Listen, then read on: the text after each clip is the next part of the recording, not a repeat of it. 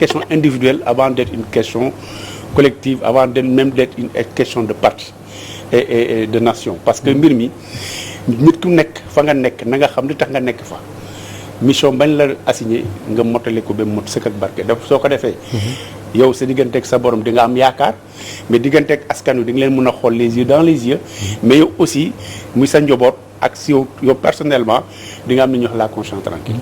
justement yaa ngi wax conscience tranquille ak responsabilité individuelle am na ñu bëri ñu wax ne ci subaak léegi que ni bokk na ci lu ñu seetlu ci assemblée nationale loo xam ne dañu koy wax depuis des dizaines d'années mais dafa gën a fësati muy l'absentéisme yéen député yi am na sax ñu tudd ne daanaka ñoom ba ñu faloo ba léegi bu ñu tegee seen tànk assemblée nationale bëriwul. dëgg la xam nga loolu yëpp soo ko xoolee da ngay convoquer profil yi ñuy andi assemblée choix yi coalition yi parti yi di def pour tànn ay liste je crois que loolu muy mouvance présidentielle muy opposition bi muy société civile ñëpp war nañ mën a toggaat tënkuwaat xoolaat concrètement lan muy député d'abord parce que député loo xam ne maa ngi fàttaliku en 2012 bi ñuy waaj a dem assemblée nationale président invité suñu ndogu këram.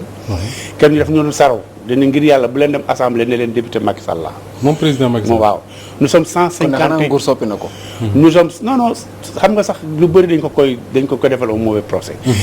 mais nous sommes 151 élus man ak yéen vous les 150 députés donc man bu ma déggee loolu man. mais dama ne le meilleur service que je peux rendre au président rendre ko Sénégal mooy que je sois d'abord honnête que je sois cohérent. nekk un vrai député. waaw nekk un vrai député. Issa.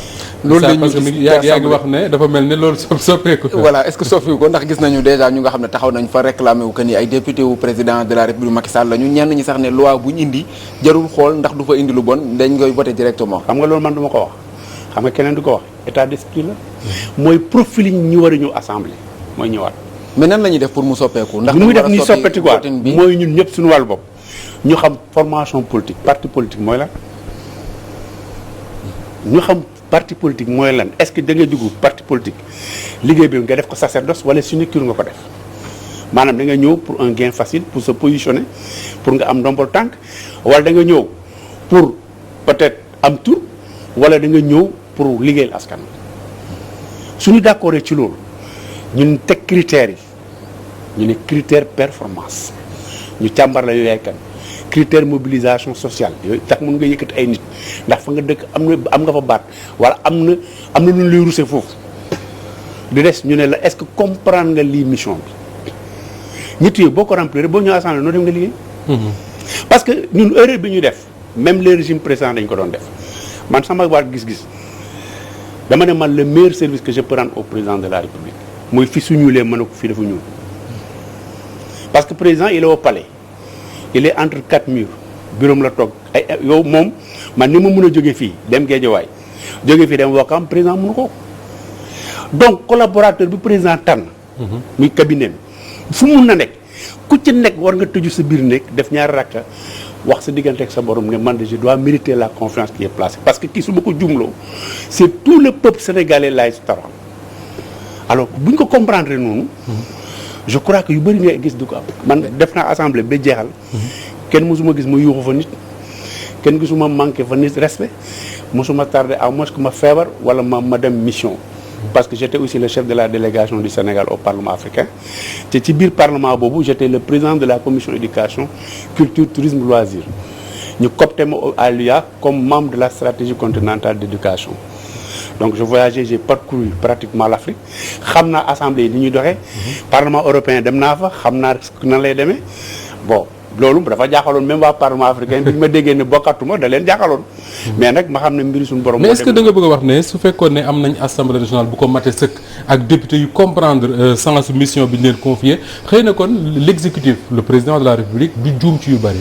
juum même ñu ministre sax parce que en commission technique. xam nga commission technique du ngeen ko wane. waaw mais yàlla xam na ne am na ci ay ministres yoo xam ne foofu li ñu doon dégg bu leen ko waxoon plénière ñu xaru oui gars dañ leen di attaquer ils attaquent les ministres attaquer leen mais xam nga parce que foofu. amul temps de parole. ku nekk da ngay wax ba doyoo. da ngay jël ne soo nee nga def 20 minutes. on peut mën nañ dugg 9h avec un seul ministre toog ba 17h doog a pare ak moom et toutes les questions am nga possibilité poser mais léegi maintenant soo nekkee comprendre rapport yi mënul exploiter un rapport xamoo comment fonctionne un département ministériel xamoo lan mooy état xamoo lan mooy parti politique xamoo le lien fan nan la mais kooku bu dee day taxaw rek la ma fay wax mooy jërëjëf monsieur le ministre kontaan nañ ci yow liggéey bi rafet na loola la fay nekk alors que dans le parti ou bien dans la coalition muy ñun muy opposition bi oui. ñu on a des gens yoo xam ne s'ils étaient là-bas ils étaient peut-être ci la ñu gën a productif que quand même que ñu kii noonu mais malheureusement est-ce que quelque part li ko jur bokku ci ne dañu dem ba jël assemblée nationale teg ko benn kuréel boo xam ne ku amul fu ñu la def rek ñu def ci liste député nga dem au lieu que ñu tànn comme li nga wax sànq profil yi ne ci parti yi te mën a incarner ce rôle là. xam nga man yàlla dafa def man j'ai fait partie des premiers membres de l'APR.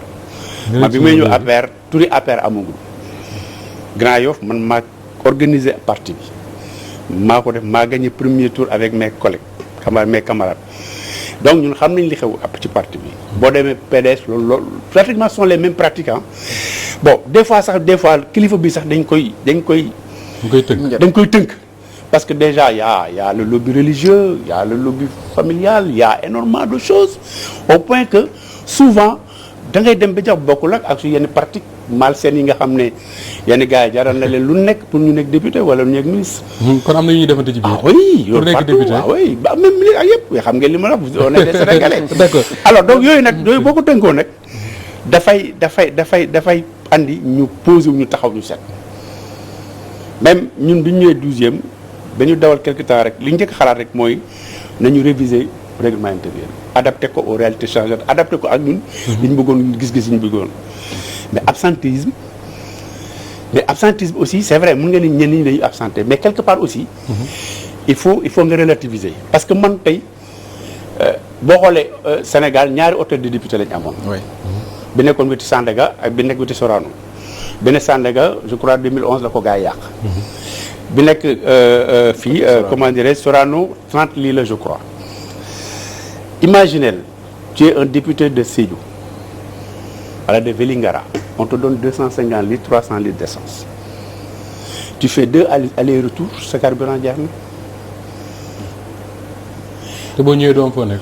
te boo ñëwee boo amul place fële da ngay dem luwe ji xam nañ les rapports qui nous lient avec les populations boo nekkee député foog nañ ne ordonnance yaa ko war a jënd courant yaa ko war a fay ngénte yaa war a jënd xar. dese yaa war a jënd nag yaa war a régler lii alors qu'au Bénin c'est l'inverse au Bénin par exemple dans certaines situations les populations se cotisent ñëw jox député bi xaalis ne ko dañ la ko jàppale pour dimbale la ko.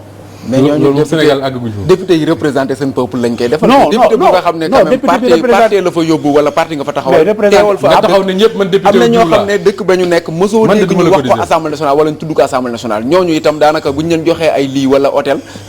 non xam nga bu ñu loolu c'est la mentalité sénégalaise kooku foo jëm Moustapha bi tey bu ñu xëyee rek ne ko mooy DG Walf bu yeggee këram dina fekk mbooloo bu taxaw di ko xaar pour félicitation loolu dina ko gis ñenn ñu bëri ñu commencé fréquenter ko Sénégal moo mel noonu mais xam nga li am solo man par exemple lorsque j'étais député je parle sous le contrôle des Grands Yoffois régulièrement dama doon organiser redevabilité parlementaire au collège Cardinal Thiandoum pour rendre compte ñi la fal et ma ko doon def en direct rajo Afia FM am na ci ñoo xam ne ci lañ parce que man la première fois moo ko organisé ci laa doog a rendre compte ne beaucoup de Sénégalais xamuñ comment fonctionne un budget bu ñu waxee ay milliards foog nañu ne les milliards ñu ngi fi.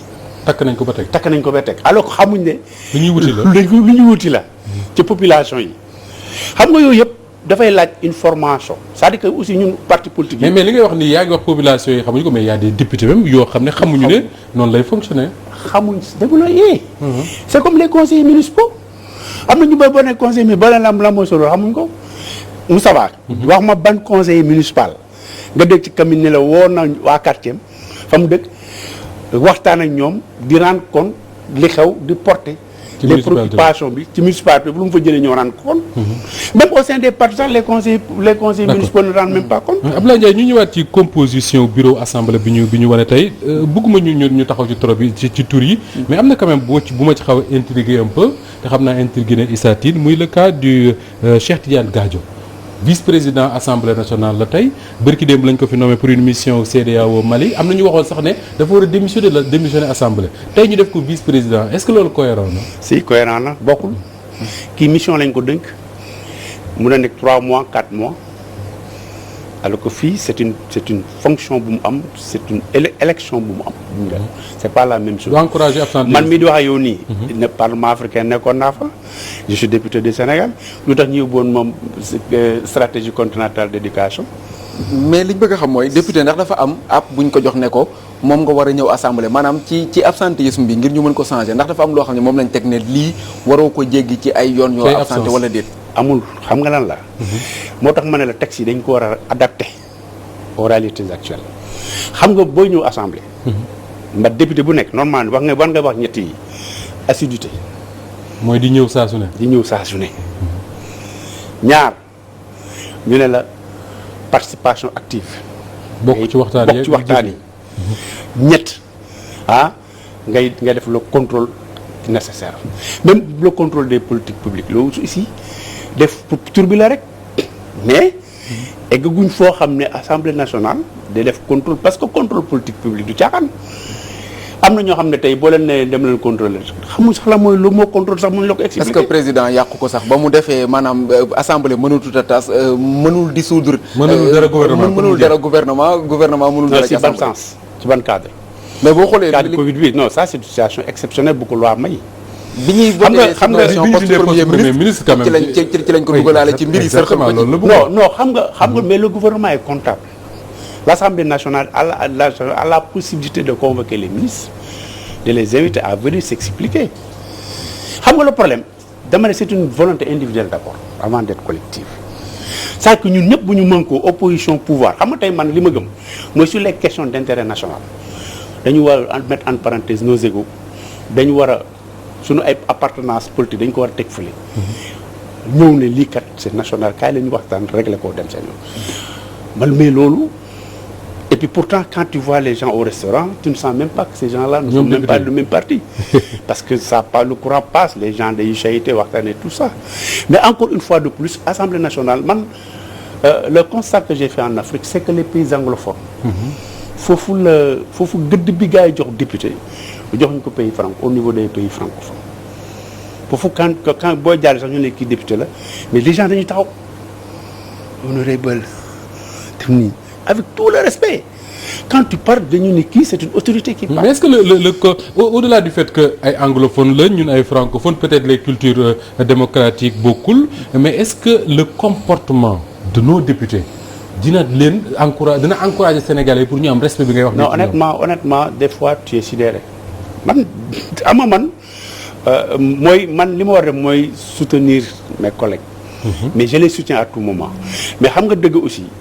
man dama bëgg man bu may wax dara suba boo ma wooyee ma ne lii maa la ko waxoon xoolal les yeux dans les yeux. Absolument. Et quand je parle de l'ensemble des députés du Sénégal. On parle de la mouvance mais opposition am na députés yoo xam ne kam kay la ñu ñëw plénière bu caméra yi ñëwee ñu gis caméra yi ñu inscrire. commencé wax li ñu nga boo xoolee bu ñu waxee rek gën nañ dem les réponses des ministres toppatoowuñ ko. ak lu ñu fa indi ñu balayee ko mu dem. am na ñoo xam ne. duñ fa sax teg tànk mosuñ fa teg tànk mais démissionné Ablaye Wade il démissionné. Ablaye Wade buñ ko daan fal mu démissionné moom. il faut démissionner da ngay démissionner. d'accord alors dinaa ñëwaat léegi ci comportement wu député yooyu ñuy tudd mais dafa am lu ma bëggoon nga leeral ko yow mi nekkoon na député session unique su ñuy wax session unique mooy lan ak lan lañ ca nam ma def. très bien xam nga bu njëkk.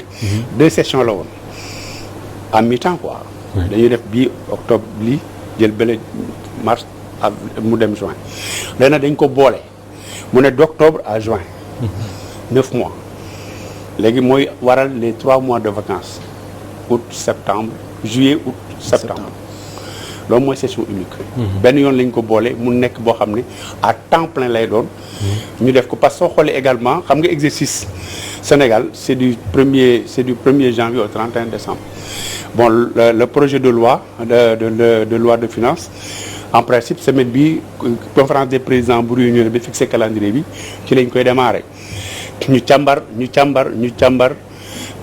loi bi ñu càmbar budget bi mais mu ngi jeex décembre mais bu jeexee décembre ay fin février début mars souvent lañ koy positionné dañuy positionné budget parce que budget par 3 mois lañ koy positionné. D'accord. Donc loolu mooy andi effectivement je crois que c'est très bon c'est bien pensé. léegi nag li am solo mooy ku ci nekk gëdd bi nga am ku ci nekk taxawaay bi nga war a am. et je crois que aussi population il faudrait que aussi quelque part qu'il soit beaucoup plus exigeante parce que bu ñu falee ay nit dans une ville. wala dans un département. mais war nañ créer au moins ay plages de rencontre. mais sauf que population ñoom tànn ñu député yi. député yi parti yee leen tànn. ça c'est un non problème. si ñoo koy tànn xam ni ñu koy tànnee. ñoom ñëw nañu xam nga lobby yi dañu bari. xam nga man bu ma jëlee 12e législature. pour dire vrai.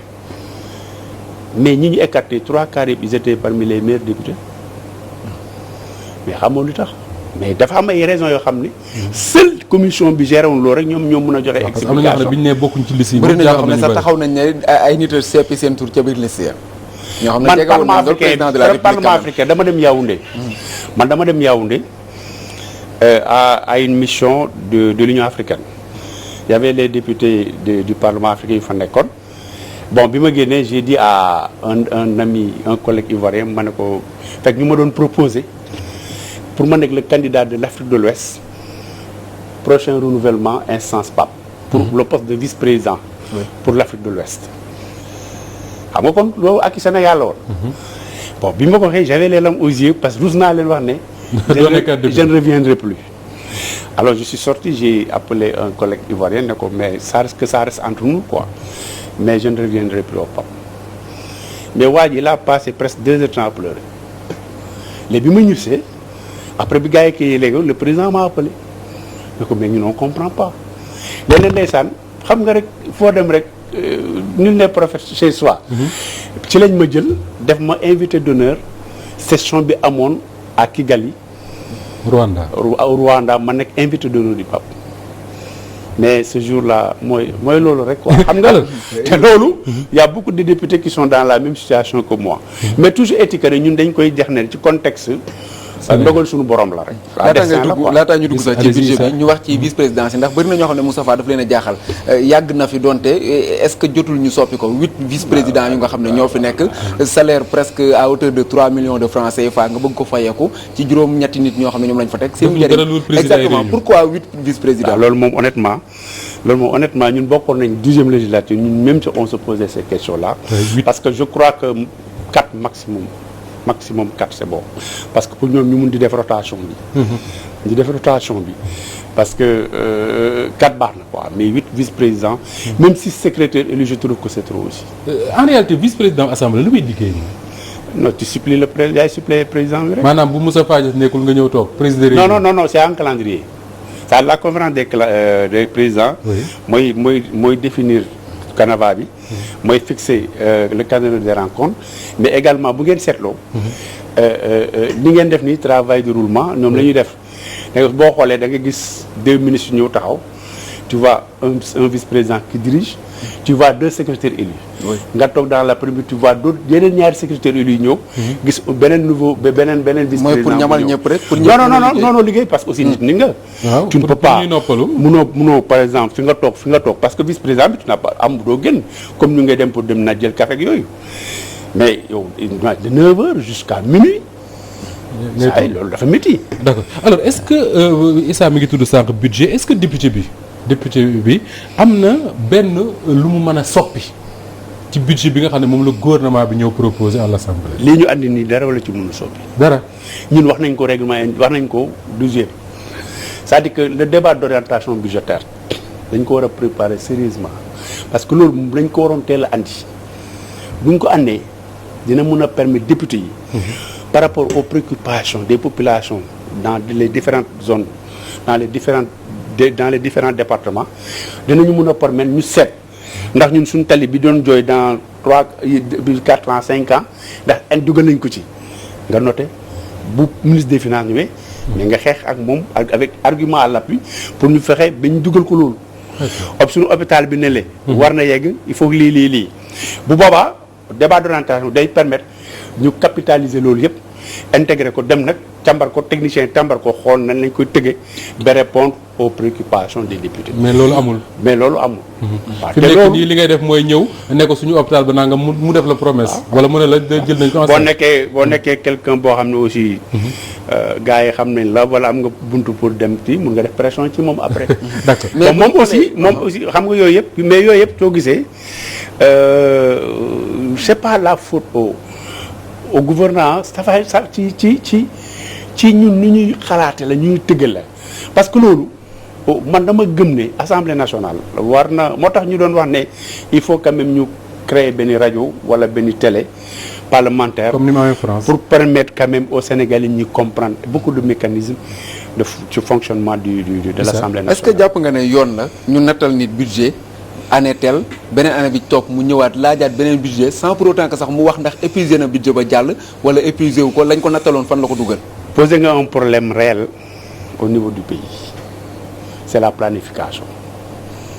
Est-ce que c'est que au Sénégal beaucoup de ministères ne dépassent pas les 70% des réalisations. budget bi leen di taxal noonu. waaw problème de planification lay doon. am nañ nag ministre yu ci xarañ. ñoom bu leen installé ñoo rek dañuy jël ay planificateurs moo tax dañuy ñooñu lu ci bëri soo gisee ministères yu bëri. bu leen dañu def lii rek suñu 10 les 7 dañ koy def. parce que dañu am planification. dañu am planification et puis il faut un échéancier il faut une très bonne organisation il faut une méthodologie. moo tax buñ la nuyu ministre bul dem tànn ku la neex rek andi xool ñi nga xam ne ñoo la mën a defar résultat. li ngay wax ni am na solo. li xool loolu c'est important. te loolu daf ñu yàgg a dal depuis Senghor daf ñu yàgg a dal donc il faudrait que ñun suñu wàllu bopp ñu xool concrètement comment nan la ñuy gérer parce que xam nga président de la République moom li mu am c'est-à-dire que xam nga Sénégal léegi robinet bu yàqu sax ñu ne président.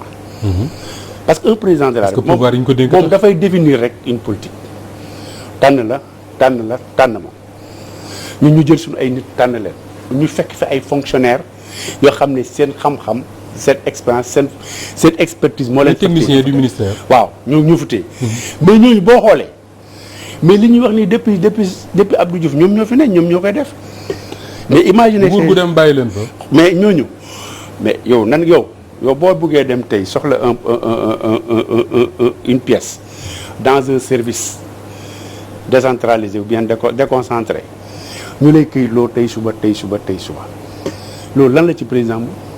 d'accord alors Abdoulaye Ndiaye ci contexte boobu session unique bi assemblée nationale di tijji yaa ngi wax sax comportement wu député moom benn polémique quand même boo xam ne moo fi juddu fan yi am na ñu ne benn affaire la bu gênante pour le pouvoir pour l'APR pour même l'Assemblée mooy propos wu député bii di Alioune Dembourou Sow d'abord yow en tant que ancien député ancien parlementaire ban lecture nga am ci propos yooyu jugee ci làmmiñu un représentant du peuple. man affaire bi dafa ma jaaxal parce que Alioune dafa calme correct ba nga xam ne ku ko xam mënoo xalaat yooyu ci moom daal man xam moo tax dem bi ñu ma invité ci benn débat j'ai dit que man question yi mel noonu dafay am looy convoqué d'abord ba mu doon wax fan la doon waxee est-ce qu'il avait invité la presse ou bien nit moo jël affaire bi posté ko c'était privé mu posté ko voilà dafa doon wax avec sa famille. wala avec boo nekkee sa rôle la sax waroo ko wax quand même. non foofu laa jëm. waxuma la nekk mais sa biir rôle la sax waroo wax. non damay poser hypothèse yi. mais dama ne loolu yëpp même député bi bu nekkoon mission di wax sax yooyu yëpp mais dama ne lu mu mënta doon sax ci loolu yëpp. nit sa citoyen ci boppam yow loolu da nga ko war a bañal sa bopp. moi je dis que j'ai condamné ces propos là. waru ko wax. il a fauté bon. peut-être persister foofu nag foofu la problème bi nekkee. man si j'étais à sa place bi problème bi amee coow li damay ne teg déglu nit ñi. l'erreur humaine parce que yow ba ngay wax xëy na euphorie moo la puusoon ngay wax wala maîtrise wala da nga mi. wala bëgg. wala bëggul lu neex nit ki. bu nga toog mais sa doom sax mun na la ne mais papa. mais li nga wax nii dam nu mu demee nii. nga doog Moustapha woo la ne la mais copain affaire bi nan la demee nii. sa collègue woo la nga ne man affaire bi kat. li ma ko nee na waara nga ne gars yi man de sama làkk laa doon waxee man ni ma gisee mbir mi demewul man gis nekkul noonu ngeen ko gisee. comme nag mbir mi ni la demee. maa ngi ciy jégalu maa ngi jégalu maa ngi baalu àq. mais assemblée nationale ginnaaw jégaluwul baaluwul ak ñoom itam am ko nga xam ne jébal na leen bataaxal ngir ñu def benn résolution ngir mën a condamner li nga xam ne moom la def moom Aliou Dembourou Sow. résolution condamnée c'est-à-dire. résolution le député Malick Gueye moom moo saisir l'Assemblée nationale pour def une résolution en plénière pour dénoncer ces propos là se démarquer. non résolution mooy lan. résolution mooy lan. résolution mooy lan. mooy ñu ànd toog génn benn bataaxal ne assemblée nationale lii mooy position ci mbir mi. non xam nga assemblée mënul loolu. xam nga gars yi bu gars yi buzz bu ñu bëggee am buzz lu ne la ñuy def c'est-à-dire que. d'abord moom c'est un collègue. d'abord oui am na lu ko lié ak son collègue. oui son collègue à Fouta. am na attitude bu mu war a am ak envers son collègue. mooy lan défendre ko. non pas défendre. kon ne ko lii nga def nii normal. bu ngeen ñëwee plénière ouverture xam nga tey loolu c'était pas le débat aujourd'hui tey c'est l'ouverture avec la mise en place du nouveau bureau.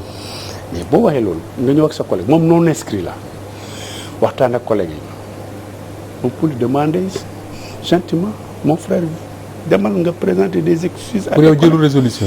ah jarul parce que résolution bi à quoi ça va servir. c'est-à-dire li amoon solo ñii ñoo ci am solo. justice autosaisir. bu rek assemblée mën a def déclencher une procédure. est-ce que yaakaar nga ci procureur de la République même si déposé nañu fa benn plainte mu enfin la plainte est là mu doon au moins mu jox ci benn suite. xam nga boo seetee histoire Sénégal question yooyu yàgg na fi am xam nga daaw am na kenn ku wax ne dañu war a fusiller les anciens chefs d'État. est-ce que dégg nga coow Ousmane Sonko waxoo ko. est-ce que dégg nga coow pas de débat. Au temps du régime du parti socialiste tout le monde se rappelle coow yi doon am dig entre ethnie. ça ne date pas d'aujourd'hui avec Ablaye Wade avec Ablaye Wade xam nga toujours. est-ce que d'une réaction qui manque de courage quand même que de dire oui diw doon na waxoon na lii. non waxuma loolu non dama la bu wax ne. non dama la bu parce que là Abdoulaye Ndiaye dans cette affaire là ñu bari dañuy wax ne. le député wax nga ko sànq ce qu'il a dit est condamnable mais ce qui est encore plus condamnable en tout cas ci li may dégg nga wax mooy la réaction même de la mouvance présidentielle. muy lan bu Moustapha Diakhaté waxee fii non enfin Moustapha Diakhaté wax na fi. des propos beaucoup moins graves. Moustapha il n'est pas indiqué pour ñu sanctionné. Moustapha il n'est pas indiqué sama gars la mais il n'est pas indiqué pour non d'autres personnes wax nañ fi des propos beaucoup moins graves que ça. L'ami là comment il s'appelle Abdou Karim Gueye Xurum Xaq dem na fi prison pour pendant plusieurs semaines pour avoir simplement dit nañu bàyyi nit ñi ñu dem julli ji. tey quelqu'un wax des propos aussi graves on me dit oui on regrette l'affaire par exemple c'est parti li ñu wax mooy on regrette des propos irresponsables et on se démarque mais l'affaire n'a jamais condamné ba léegi condamné wuñ propos mais non attends si après dafa condamné non il regrette parce que non le fait de se démarquer Abdoulaye yaa ma gën a dégg regretter des propos ak condamné waaw mais se démarque le fait de se démarquer mooy suñu yoon newu ci seen yoon newu ci léegi nag xam nga le problème c'est-à-dire que dama la ne fii man sama gis-gis kenn rek moom mënoon def muy procureur mu autosaisir. léegi le président de la république mi nga xam ne bi ko fi ñenn yëkkatee di défendre le troisième mandat wala la troisième candidature sax la ñuy wax daal nga mandat dafa am loo xam ne def na ko ci réaction ñu gis kii taxaw dem bay yëkkatiloo ay jaasi ci troisième candidature du président de la république Macky Sall mu ne ci Thiel. mais grand non wunul Thiel waxul Thiel Seydou Gueye bi muy wax il a parlé au nom de qui. du parti. qui incarne le parti. Macky Sall. moom nee na en tant que porte-parole am na droit bind communiqué joxe ko donc du question de président moo ko naan xam nga la voix officielle du gouvernement quand tu es nommé par le président comme conseiller en communication tu portes sa voix n'est-ce pas mais donc loolu yëpp xam nga état c'est que ñun Sénégal ñun c'est-à-dire il faut ñu dellusiwaat un peu di bañ a compliquer l'affaire yi ku ci ne ñu jox la sa cër gis nga président de la république normalement buñ ko tuddee rek bu ñu ko tuddee dañu war a toll ci benn situation ultime war ko tudd. léegi mais Sénégal tey Sénégal tey Sénégal tey lu un directeur de service nga war a interpeller un directeur de service te interpeller le président de la République. mais bu dee président de parti di gérer parti te yéen presse bi loolu loolu dañu ciy encourager nit ñi. parce que xam nga tey parce que en fait non attends parce que aussi il faudrait que ñu respecter institutions yi espérer le organigramme de fonction de l'État de manière générale man bu dara xewee mais balaa ngay wax ministre sax mais il y a un directeur de service qui est responsable au premier chef. D'accord. mais acte bi fi nekk à partir le concerné. non kii wax nii non attention. mi ngi ci parti. non attention. Aliou su neexee ñu ne lu bi muy wax waxul au nom du parti bu wax ñu ne waxul au nom de l'Assemblée nationale boppam la doon en tant que citoyen. léegi nag si le procureur juge que war na ko mën a woo loolu le procureur n'a qu'à prendre. Abdoulaye Ndiaye bi Moustapha Cissé Lo di saaga fii saagawul au nom de l'APR pourtant l'APR a pris la décision convoqué conseil de discipline dax ko. fii laa wax fii seen antenne yi fii. ma ne ko c'est une erreur que le parti a commise. d'accord kon li nga wax cohérent. parce que xam nga la moo tax. ñaari deux membres du parti ñu am ay problème mu nekk problème privé. du problème bu ñu am ci biir parti bi. oui. donc parti dafa waroon croiser les bras. wala à défaut mu woo leen. ne leen bu leen ñu tànkal vous êtes des éléments importants du dispositif. soit ngeen am comportement bu baax bu exemplaire mun leen ko ñu jël ay décisions. une dernière question Abdoulaye Ndiaye yow mi nga xam ne membre fondateur APR nga sànq sax yaa ngi wax ne bi ngay bokk APR amagul tur. waaw est-ce que APR ba ngeen juddoon yar ko yëkkati ko ba mu toll ni mu toll ngeen ànd ak moom dem pouvoir est-ce que booy xool nii honnêtement li ngay gis nuroo na ak seen APR bi ngeen bëggoon yéen. honnêtement je dis vrai ah. li tax parce que xam nga ñun dañuy fekk dara. organiser ko dox ko xol yi doon benn lépp lu ñu def ñu defandoo ko moo tax lu ñu duggoon yàlla suturaal na ci ñun bi ñu dem élection Grand Yoff en 2012 parti bi néew na ñu xalaatoon ne ñun on peut gagner Grand Yoff parce qu'on avait en face de nous le PDS boobu Babacar Ndaw il est ministre. Pape Samba Mboup était là il y avait une sénatrice. il y avait maire Fatou Sène il y avait des DG il y avait ay ñu am xaalis et puis des gens le PS ak Khalifa Sall PS ne fi ak Khalifa Sall. man pratiquement j'avais la chance avant loolu am ma nekkoon dans le mouvement associatif les gens de ma génération ak yenn grands yi xamoon ma. et tout ça donc on a parcouru le Grand Yoff on a eu un bon en place une bonne stratégie et on est sorti premier. d'accord parce que boobu xaalis amul. boobu xaalis amul ku ñëw sa doole yi bopp ngay indi léegi xaalis am na. alors très rapidement il nous reste 5 minutes. léegi ñi ñu doon saaga. dañu xeex dañu def lu nekk tey jii. ñoo ñëw jël seen place ñoo ñëw taxaw tey di nekk suñu ay responsable. mais c'est qui le responsable de ça. le chef de l'État ñun. yéen ñëpp. waaw xam nga la moo tax. waaw da ngay nekk ci benn gox. ngeen di reyante. kii ñëw parce que am na xaalis. yéen ñi àndoon na yow mu jox leen xaalis ñooñu janoo yow di la xeex.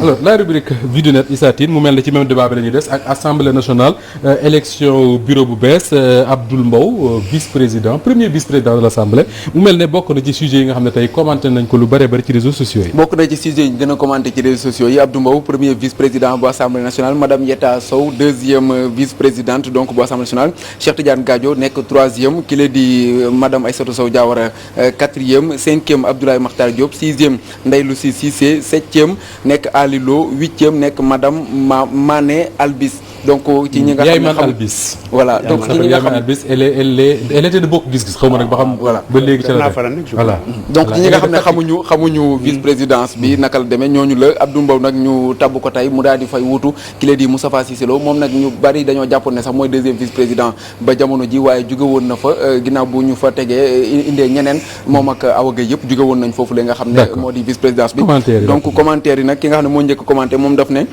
li mu ko comprendre daal moo di ne bu fi Macky Sall demoon voyage wala am fu loo xam ne xëy na moo ko gàllankoor Moustapha Niasse itam am gàllankoor donc ki la di Abdou Mbow moo nar a nekk le président de la République du Sénégal moom nag loolu nag lay samp laaj bëgg ko xam keneen itam daal di commentaire moom itam mu ne bureau de l'Assemblée nationale changé nañ ko mais amul lenn loo xam ne mën na koo soppi ndaxte député yi ba léegi du soppeeku comme li Abdoulaye Ndiaye doon wax ni ki sàng ak jafe-jafe yoo xam ne doon nañ ko indi wala sax taxawaay boo xam ne amoon nañ ko ba léegi taxawaay boobule moom la ñuy wéy di am ci kanam askan bi te du jur dara keneen itam commentaire di Cheikh Amadou Koli moom mu félicité ki la di Abdoul Mbow nekk l'homme fort de Thiès selon Cheikh Amadou Koli. Donc keneen ku commentaire di Ibrahima Anne moom nag mu ne Abdou Mbow premier vice-président de l'Assemblée nationale, ce qui veut dire que ni donc Abdou Mbow mën na dem ba jiite dëkk bi bu fekkente ne ay am na ñoo xam ne en tout cas. c'est le scénario catastrophe quoi comme on dit. Macky Sall out, Moustapha Niasse out vraiment. léegi Abdou Mbow mooy nekk le président de la République du Sénégal kii ni Mamadou Ciss moom mu ne c'est une confiance politique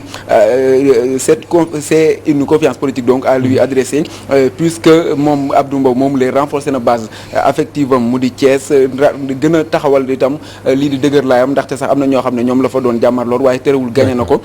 kii di Paul Silva na Ndembe moom mu ne 25e pays bi gën a pauvre ci àdduna bi am 8 vice-président de la République. loolu nekk na vice-président de l'Assemblée autant pour moi loolu nekk na loo xam ne lu ko jaaxal la kii ne bilan wu Abdou Mbow ancien président commission des affaires étrangères à l'Assemblée nationale daanaka amu fa bilan. kon pourquoi ñu teg ko ci Abdou Mbow moom membre fondateur APR la donc.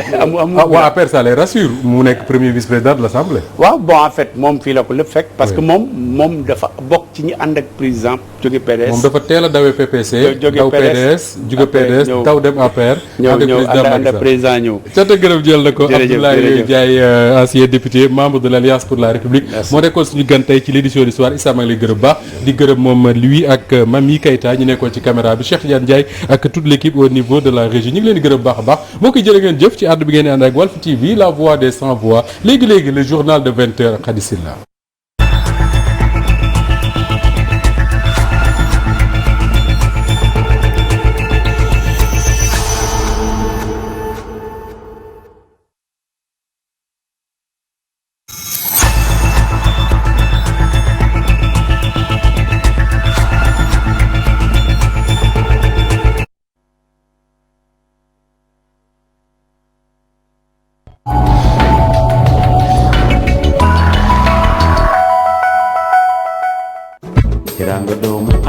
EBS di gis-gis bu xarañ ba noppi doon roykaay bu wóor ay karo yu bàyyee ko Italie te méngoog norme européenne yi gën a baax si wàllu fabrication. EBS daal mooy këru karo buy liggéey si qualité ak design duñu jóge si yeesal saa su ne suñuy produit ngir dab seeni bëgg-bëgg ak seeni gis-gis lépp ngir firndeel suñu ànd bu dëggu ak yéen saa boo leen soxlaa karo yu baax te dëppook jamono.